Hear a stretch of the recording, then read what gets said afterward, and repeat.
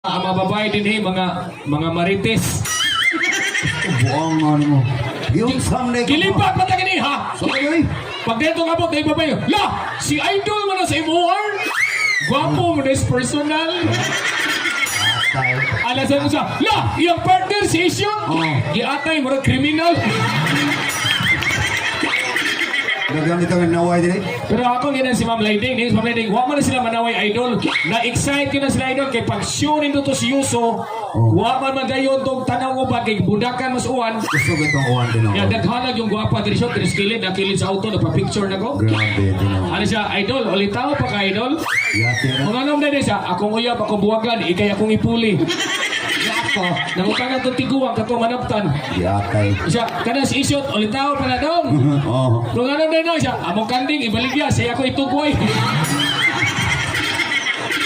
Oy, speaking of kanding, salamat.